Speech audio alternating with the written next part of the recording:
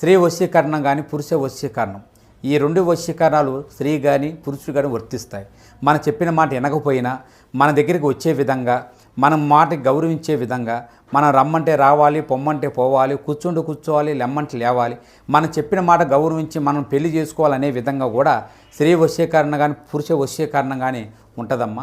ఈ వశీకరణం అనేది వాళ్ళకి ఏ విధంగా ఎవరి గురించి మనం చేయాలనుకుంటున్నామో వాళ్ళ పేరు మీద కూడా ఆ వశీకరణం పట్టుకొని ఆ మంత్రం ఒకటి చెప్తాను. ఆ మంత్రం మీరు జపించగలిగారంటే, ఆ వశీకరణం పట్టుకొని ఆ మంత్రం జపిస్తే 11 రోజుల్లో ఆ వ్యక్తి, నువ్వు ప్రేమించిన వ్యక్తి కానీ, అమ్మాయి కానీ, అబ్బాయి కానీ 11 రోజులు మీ దగ్గరికి వచ్చేది ఖచ్చితంగా గ్యారెంటీగా జరుగుతుంది. ఎటువంటి ఫలితాలు ఈ రోజున గోచార రీత్యా ఉండబోతుంది, తదితర అన్ని వివరాలు విపులంగా వీడియోలో తెలుసుకుందాము. వీడియో మీకు నచ్చితే తప్పకుండా ఒక చిన్న లైక్ చేసి మమ్మల్ని సపోర్ట్ చేయండి. ఈ జాతకుల మీద ఈ రోజున మిక్కిలి కోపం వస్తుంది.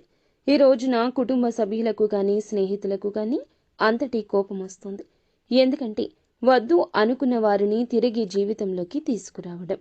వీరి యొక్క తత్వం తెలుసుకుంటే ఈ మాటకు అర్థం తెలుస్తుంది. ఈ రాశి జాతకులు ఒక్కోసారి ఒక్కో విధంగా నడుచుకుంటారు, ఒక్కోసారి ఒక్కో విధంగా ఆలోచిస్తూ ఉంటారు. కానీ ఎదుటి వారికే వీరి వల్ల కష్టం కలగదు, కానీ వారి వల్ల వీరికి కలుగుతుంది. ఒక్కోసారి పిచ్చి వారిలా కనిపిస్తారు వీరు, ఇంకొకసారి అధిక తెలివితేటలు ఉన్నవారిలా కనిపిస్తారు.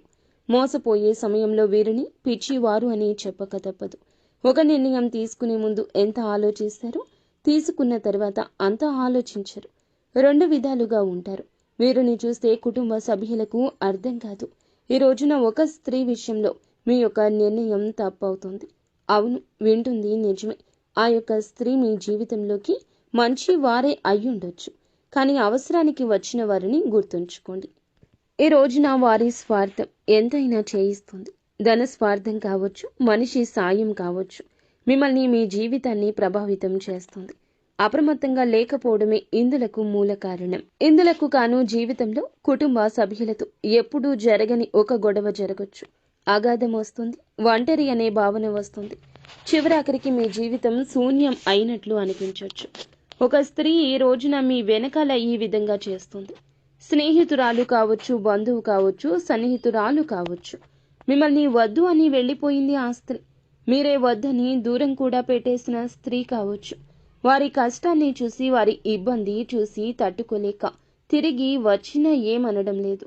ప్రస్తుతం మీ జీవితంలో ఉన్నారు అంటే ఎప్పటి నుంచో ఉన్నారు, కానీ వారి యొక్క ప్రవర్తన ఈ రోజున చాలా వరకు మోసం చేసే విధంగా మారిపోతుంది. వారు ఒక సీక్రెట్ని మెయింటైన్ చేస్తున్నారు. చాలా వరకు మీ గుండె దడ పుట్టించే విషయం అది. మీ దగ్గరకు వచ్చిన వారు మిమ్మల్ని ఆర్థికంగా మోసం చేయాలనుకుంటున్నారు. ఆల్రెడీ చాలాసార్లు చేశారు, ఈ రోజున చేస్తారు. మిమ్మల్ని ధనపర విషయాల్లో ముంచేస్తారు. వారు చేసిన తప్పులకు మిమ్మల్ని ఎండగట్టేస్తారు, అడ్డం పెడతారు. ఘోరాతి ఘోర దెబ్బ తగులుతుంది. ఒక కన్నేసి వారి విషయంలో ఉంచండి. వెనుకల చేస్తున్న ప్లాన్ని పసిగట్టండి. ఈ విషయంలో కుటుంబ సభ్యుల సాయం తీసుకోండి. మీరు అడిగితే వారు కాదనరు. ఈ స్త్రీ విషయంలో నష్టం జరగక ముందే మేలుకోండి. ప్రతికూలత అనుకూలంగా మార్చుకోవడానికి నిత్యం శివారాధనతో పాటుగా విష్ణు సహస్రనామ